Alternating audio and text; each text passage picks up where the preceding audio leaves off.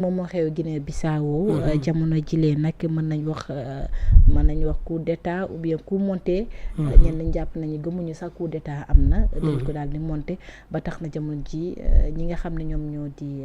takk der yi ñoom ñoo jiite réew mi jamono ji transition bi nag am na ñu fas yéene fa toog lu toll nag 1 an laata ñuy amal li nga xam ne moom moo di ab élection naka nga ko gisee. Très bien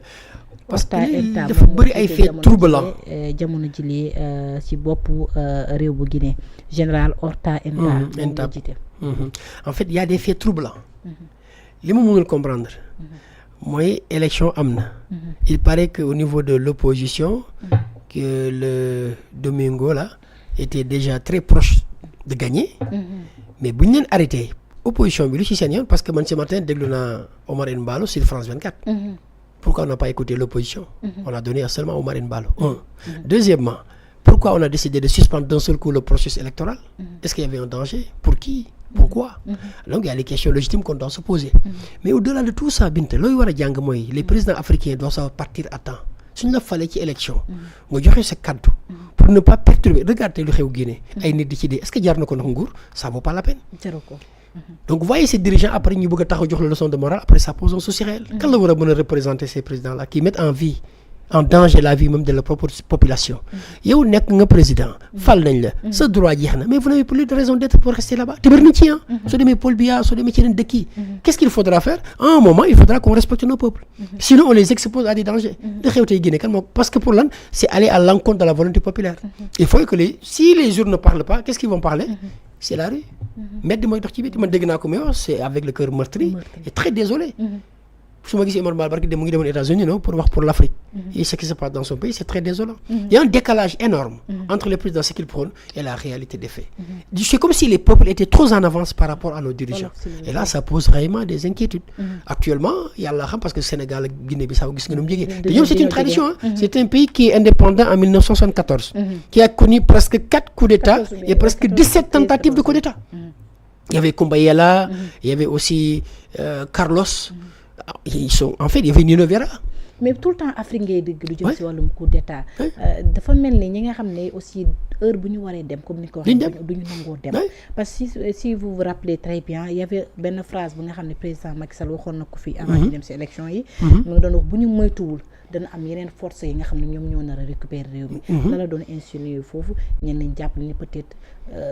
su fekkul woon suñu takk der yi ñoom mature nañ nañ jël li nga xam ne moom moo dee waaw ñu bëri njortoon nañ ko c'était même une déclaration qui faisait froid dans le dos un président de la République qui tient de pareils propos ñëpp a tiit soxna si bi mu ko waxee ñëpp doon nañ jot naan kii dafa bëgg a dem mais dafa bëgg a yàkkal nguur gi ay genre dañ ko doon prêter intention est-ce que loolu la woon dañ ko doon njort mais soo xoolee Afrique Barack Obama bi mu fi ñëwee wax na ko l'Afrique n'avait pas besoin d'hommes forts mais d'institutions fortes lañ soxla suñu institutions su dëgërul militaires yi ne sont pas formés comme il le faut nous sommes à la merci de beaucoup de coups d'état Dieu merci au Sénégal xamuñu côté yàlla bu ñu ko xam mais tamit lu koy waral mooy njiit suñu la falee xam nga yaa gis su nekkee da nga bëgg a dagaan baatu askan bi te yow da nga jàpp ne la fin justifie les moyens nu ma mën a def pour falu baax na da ngay fexe nu ma mën a toog pour tamit baax na par conséquent li taxoon ñi fal la ba nga ko bañ nga respecté ti fan lay mujj manifestation ñi daal di commencer jàpp ay nit rey ay nit après lan lay def Occident la ñuy jàppee on n'est pas capable de s'autogérer alors que c'est faux on a des dirigeants yoo xam ne normalement bi ñu ut baatu askan dañ doon wax ay discours yoo xam ne waaw Macky Sall la patrie avant le parti tout le monde était d'accord on a voté mais c'est comme si suñu xasee fanaan pale benn fan dafa mel ni autre chose qui tourne leur esprit ba ñu dugg ci yeneen tête en fait le pouvoir on dirait c'est pas rationnel parce qu'il y a des choses qui sortent de l'ordinaire que les gens n'arrivent pas à comprendre da ngay ñëw ñu xamee la ci nii Binta nga falu nga tenir benn genre discours ñun waaw qu'est-ce qui ce changement est-ce que ay jinne ko jàpp wala que personne ne comprend alors que dans les autres est-ce que le pouvoir aussi n'a pas ses réalités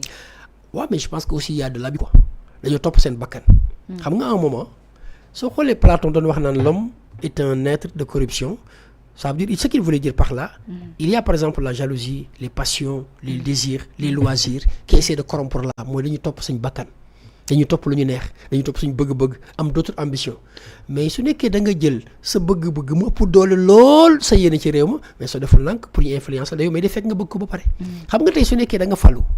li taxoon ñi fal la nga xam ko nga dem ba ci biir mbiri neex ñi influencer nga bëgg ko changer pour man nekkul pouvoir contraire sa bopp la ndax suñ la falee nga bañ a juum il faut nga entrer wu des gens yoo xam ne ñoo lay aar ëllëg su nekkee da nga nar a jaxale parce que nag pourquoi en Afrique il y a des hommes d'État qui font correctement leur boulot jël réew li nga sa xamoon nga ko Ghana la nekkoon pourtant c'était un Africain qui a exercé le pouvoir et il y en a d'autres qui George Weah c'était un joueur de foot bi ñu ko gagné dafa dem yoonam Ellen Johnson Sirleaf même chose et je peux vous en citer d'autres yoo xam ne gère nañu réew mi dem seen yoon pour man quelque part il y a une force d'abus de passion céder à ces pulsions ces impulsions ñu ne ci dem ba ci biir Alassane Ouattara comment tu peux comprendre ce virement de situation damay def lii mu changé waat c'est comme si yow réew ma yor yaa fa mu nekk président mais loolu aussi du yaa ngi sax jël suñuy dëkkandoo yu voisins yi même fii si réew bu Sénégal gis ne ku fi taxaw ne maa waxoon waxeet c'était Wade loo ci gis après dañ ko gagné très bien gis nañ fi aussi ki nga xam ne moo di Macky waxoon fi nii wii nii non waaw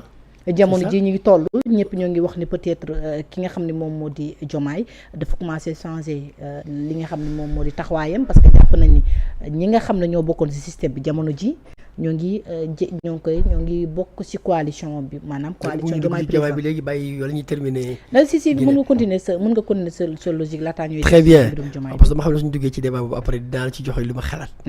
li ma mën a jàpp ci au-delà du président Embalo nekk un président de plus qui a été renversé xam nga lu koy waral Binta mooy nga dem ba li nga diggandoon askan ba jeex mënatoo toog nga yàlla ci yeneen subterfuge mais da ci xool fu muy mujj tout le temps yow da ngay perte et tu exposes ta population et c'est image ternie à jamais fan ngay nekkat dara et puis c'est des présidents jeunes qui peuvent être ailleurs autre chose mais malheureusement si dëkk yi li ñuy jàpp mooy foog nañ ni su nekkul ñoom kenn mënatul gérer réew ma man li ma jàpp ci Sénégal ci Afrique pour man les présidents normalement suñu amoon genre institution yu forte yu leen di accompagner